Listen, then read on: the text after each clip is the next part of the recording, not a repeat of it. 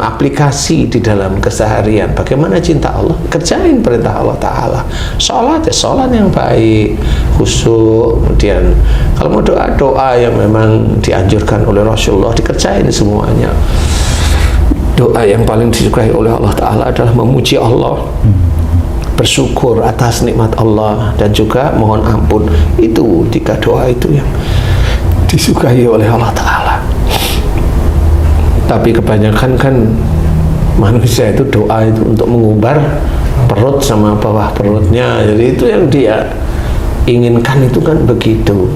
Perut ya hubungannya dengan makan, bukan hubungannya dengan keinginan. Bawah perut yang seperti itulah. Nah, kita harus belajar untuk cinta kepada Allah Ta'ala, walaupun tidak begitu kelihatan. Iya, kita nggak perlu kita perlihatkan cinta kepada Allah Ta'ala di depan manusia. Karena apa? Yang mau kita perlihatkan itu adalah kita itu benar cinta pada Allah atau Rasulullah, atau kita mau pamer. Begitu. Hatimu itu nanti bisa menjawab sendiri, kamu mau cinta beneran atau pamer. Kamu mau ujub, riya, bangga, atau sombong di depan orang lain. Kalau cinta pada Allah sama Rasul nggak dijalanin ya seperti itu. Begitulah rasanya cinta. Jadi cinta itu tidak hanya coba mengerjakan, tapi menjaga. Umpamanya kamu tahajud, sudah mulai rajin, kemudian biar kelihatan kamu tahajud, akhirnya ngomong pagi-pagi, bangun-bangun tahajud, walaupun itu kamu mengajak tahajud, tapi apakah itu kamu itu sebenarnya mau apa? Kan di sini bisa ngomong ngajak tahajud, hatimu mau apa?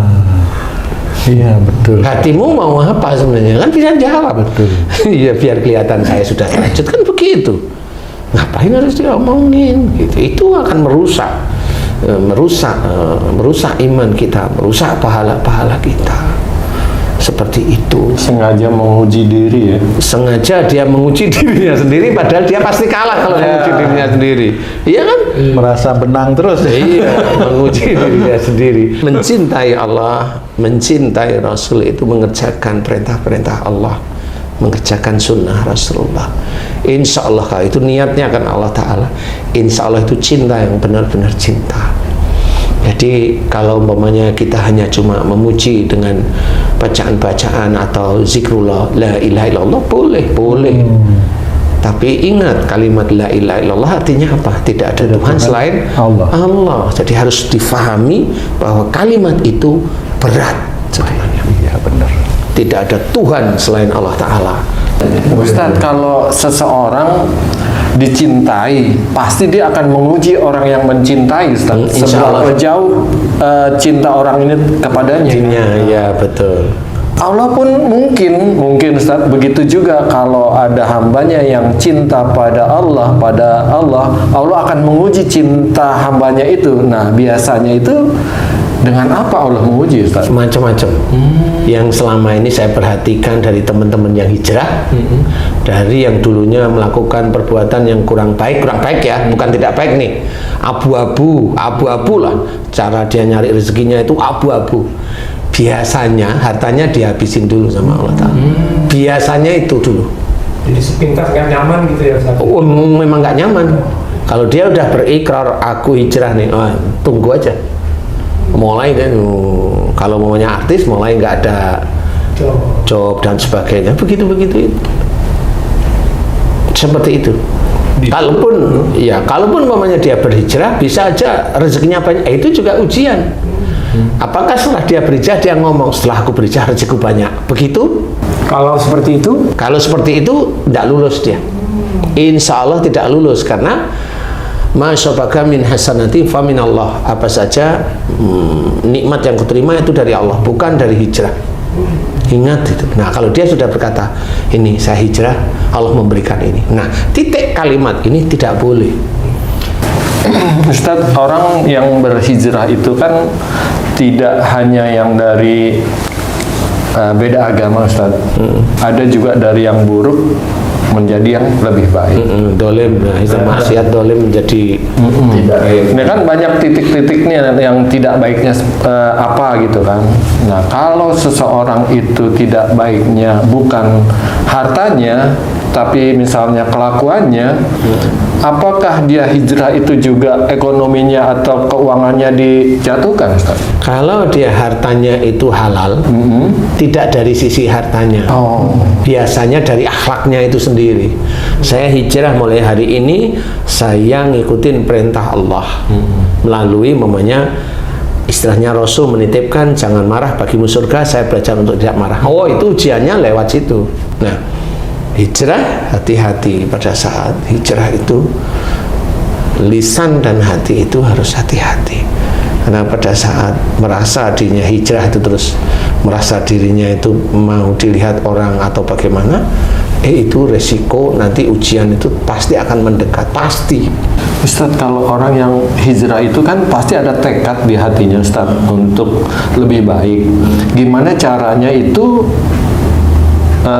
nggak menjadikan itu ujian atau apapun yang mengakibatkan dirinya Allah uji dengan lebih berat lagi, Ustaz? Iya, sebenarnya itu kan harus difahami bahwa ujian di manusia itu pasti akan ada. Harus difahami itu.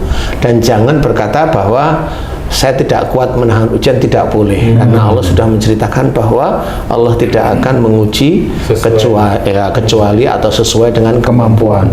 Jadi kita harus memahami itu. Ayat tersebut itu dijelaskan. La yukallifullahu nafsan illa wus'aha, itu jelas sekali. Jadi Allah tidak akan menguji kecuali sesuai dengan kemampuannya, kesanggupannya sebenarnya. Jadi semua ujian yang Haji hadapi, Eko, Tung hadapi, saya, sebenarnya itu sudah sesuai. Cuma yang membuat kita itu merasa enggak kuat itu kan nafsu kita. Oh, ya orang sampai stres, sampai depresi, sampai bunuh diri malah. Iya. Ustaz ikut tanya, Ustaz.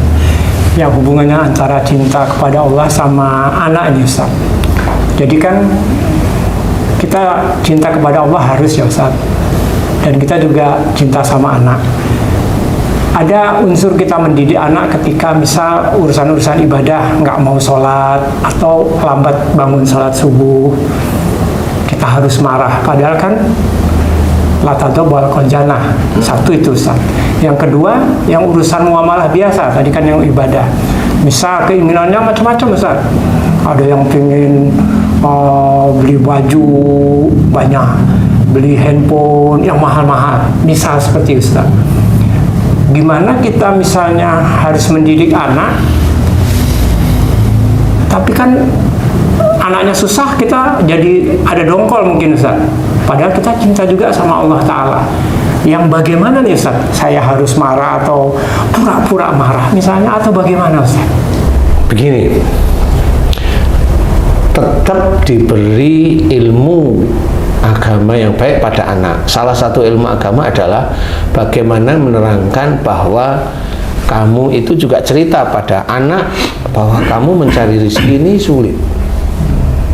Allah dengan memberikan rezeki seperti itu tidak boleh untuk foya-foya, tidak boleh untuk mubazir, tidak boleh untuk macam-macam. Ya, tidak boleh memang seperti itu. Jadi beli baju yang over quantity mamanya, over jumlah maksud saya, ya. Itu kan juga nggak boleh dalam satu ini. Jadi kalau baju itu kan dipakai terus-terusan kan bisa. Nah, atau mamanya beli HP, dikasih tahu yang baik. Kalau memang bapaknya, ibunya insya Allah baik, insya Allah anaknya nurut kok. Tapi kalau mamanya bapaknya kurang baik, atau salah satunya ibunya kurang baik, atau bapaknya sering nggak mau dengar nasihat, atau ibunya sering nggak mau dengar nasihat, anaknya dikasih tahu ya di antara sifat bapak ibunya itu ada pada anaknya. Nah, itu memang kesulitan nanti orang tua. Nah, caranya bagaimana? Harus ngerti si bapak dan ibu itu tidak hanya sekedar memberikan nasihat tentang agama yang baik, tetapi bapak dan ibunya juga berubah di hadapan Allah Ta'ala. Oh, bapaknya boros, ibunya boros. Bapaknya susah dinasihati, ibunya susah dinasihati. Bapaknya sama ibunya eyel-eyelan, nggak pernah ketemu dalam kondisi yang baik. Lah, itu kan anaknya tahu, anaknya sudah tahu, akhirnya dia cuek. Sehingga kalau bapaknya ngasih tahu atau ibunya ngasih tahu, ya nggak direken. Karena begitulah stimulus dari keluarga. Sehingga bagaimana itu caranya bisa? Kalau memang kamu dari keluarga atau kamu baik, istri baik, insya Allah baik. Tapi kalau anaknya susah, itu salah satu orang tuanya pasti susah. Nggak mungkin orang tua nggak susah, anaknya nyusahin, itu nggak mungkin. Loh, tapi mungkin ini anak saya nyusahin. Saya sejak dulu selalu ngikat pada orang tua. Nyimpen marah nggak dengan orang tua? Enggak. Kemudian istrinya, saya juga insya Allah nurut sama orang tua. Nyimpen marah enggak? Enggak. Loh, tapi anaknya kok ngeyel sekali. Baru diingat-ingat. Oh, dulu saya kebobolan. Berarti dengan orang yang kurang ajar kan gitu. Berarti memang dulu manut, tapi nggak taunya si ibu ini nyerempet ke hal yang begitu. Normal kalau anaknya nggak nurut. Paham? Jadi tetap insya Allah ada persoalan.